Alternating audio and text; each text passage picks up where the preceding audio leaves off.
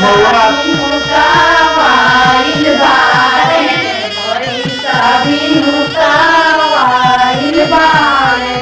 पैसा तो लोगे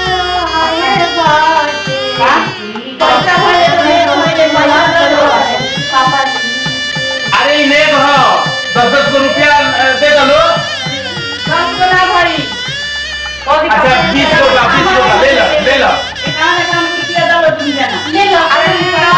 ले लो पापा ही कर लाई था बेटा पापा हां ये वो से ले देता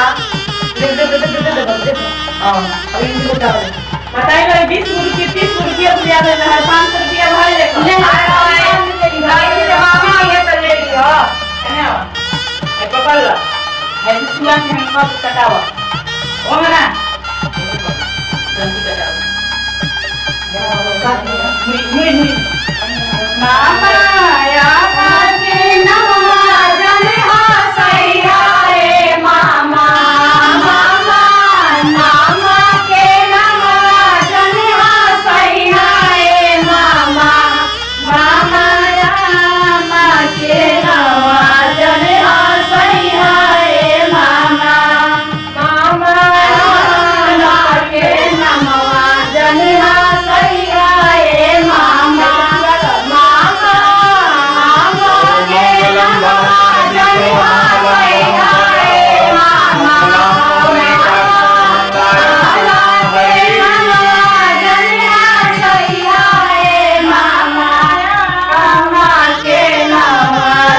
हसैया रे मामा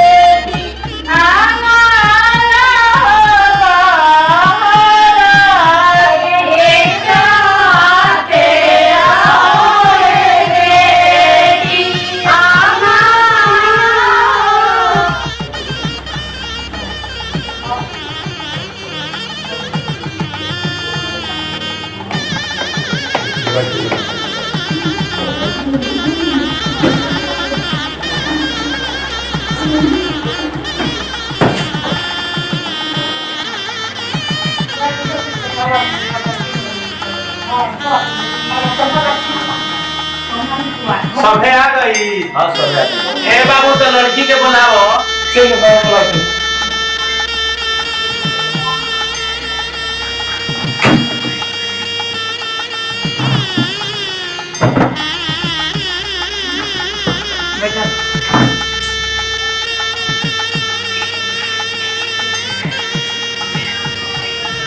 संभल कर बैठ जा पानी हसुर मरे आए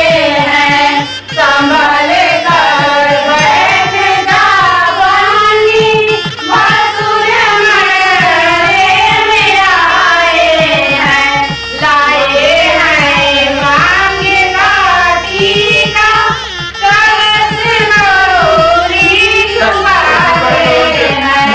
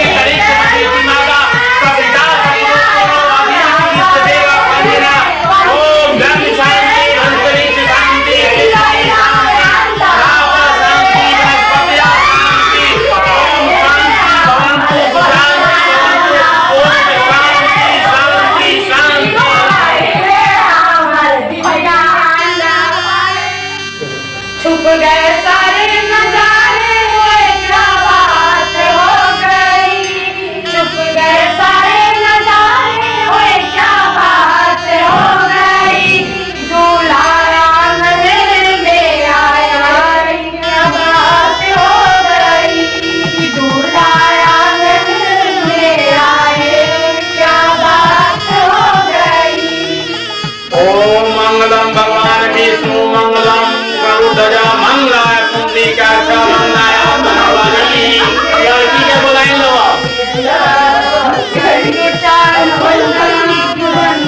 ओम गंगे च जमुने चैव गोदावरी सरस्वती नर्मदे सिंधु कावेरी जलेस्मिन् सन्निधिं कुरु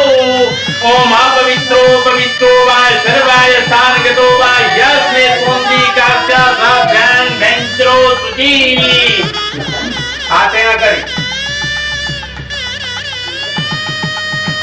ओम सर्वदो स्वाहा रेखायति कर दो ओम भूताय भूता विश्वस्ताय भूता विघ्नकर्ताय ते संतो शिवाज्ञा ओम औसतम सुदे भूताय भूता विघ्नकर्ताय नमो शिवाज्ञा चलिए लोगन कल तक तू ये करें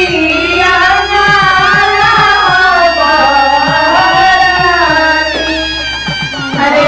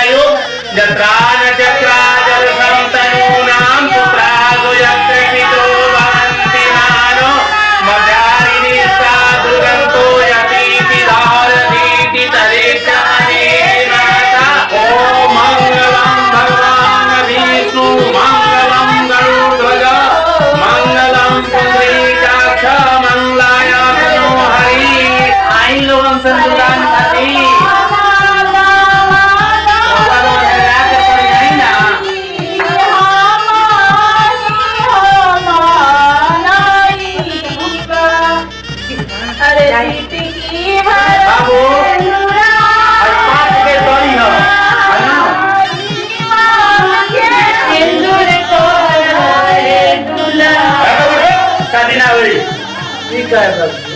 जबले दान दे वाला पैसा मिली ना लड़की के बाप पैसा तो करके तिलक में दे दे तिलक बना दे तो पूजा कर दे तो पूजा बना दे अरे सुने नहीं हो गई सब ना देनी अरे हम सुने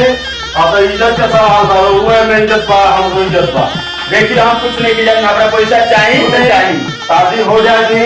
शादी के बाद हम पैसा ले आकर वो यहाँ पहुँचा गए वो ना हुई ठीक बा और बात बहुत हम मंडी ठीक बा इसको शुरू से बहुत आगे कम है बना देते हम हो बना देते अब कहते मानी कि दिया उस लोग पास रो पैसा देते अरे हम एकदम कहता नहीं कि रो यहाँ जितना पैसा और बाकी रात सब लोग का पाई पाई को पहुंचा दे ना हुई शादी ना हुई ऐसा फंक्शन मत करिए ना मत करिए हमारा इज्जत चल रही हमारा हम इज्जत के नहीं जाना बा हम ना होई शादी तो ना होई बस हमारा पैसा तो मतलब बा ए बाबूजी आप लोग से रिक्वेस्ट करके रहे भी लोग ब्याह हो जाएगी ना ब्याह ना हुई ना हो जाएगी ना ऐसे देखिए कि शुरू से गांव समाज क्या कोई गांव समाज क्या कोई कि बारात तुम्हारी पर सलोट कोई इज्जत से बढ़ के पैसा हम गांव समाज के देखी जाना ठीक बा गांव समाज का कि हमरा जान दे पैसा चाहिए तो चाहिए ये बताई लोग सब लोग हमनी के आई बनी समय लड़के के बारात चले तो फिर लड़के के बियाह करी लड़के ए बारे तो ना से करे के चाहिए अरे तो बाद में दिया जाई हो गई लोगों से कहा तो कि बियाह के बाद हम लिया करो घर में बियाह ना होई चल बाबू चल बियाह ना हुई अरे रुकी ना रुकी बियाह कर देवे दिलो ना ना बियाह ना अरे हुई। रुकी ना रुकी कितना बर्दाश्त के ऊपर आज तक यहाँ की इज्जत होने के रखनी सब। अच्छा तो बियाह हो जाए दिलो ओकर बाद मिल नहीं ना बियाह हुई ठीक बा हमने के जाते नहीं सब चल चल।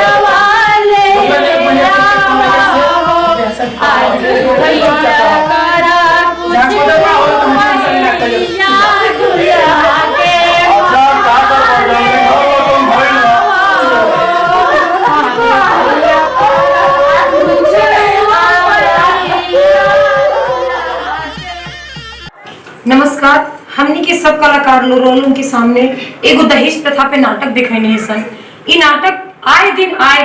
वाला ही घटना हर दिन घटता। रोलो न्यूज़पेपर में पढ़ता नहीं लोग, टीवी पर न्यूज़ सुनता नहीं लोग, और एक गांव में देहात में देखे के भी मिलता कि जब गरीब घर के लड़की की शादी होला तब दहेज के चलते कैसे ओकर शादी टूट जाला, ओकर बारात लौट जाला। सोची कितना दुखद घटना बा। हमने के नाटक दिखावे के पर्पस ये बा कि आज हमरा बेटी के बारात लौट के गई है, आए वाला दिन में केहू और के बेटी के बारात ना लौटो। एक खातिर लोगों के सब कोई के मिलके माँ कांति फिल्म चैनल के सब्सक्राइब करे के बा, लाइक करे के बा और कमेंट करे के बा, ताकि हमनी के आए दिन हर रोज घटे वाला घटना के लोगों के सामने दिखाई सन, उ चेहरा के आईना झलकाई सन कि कैसे इस समाज में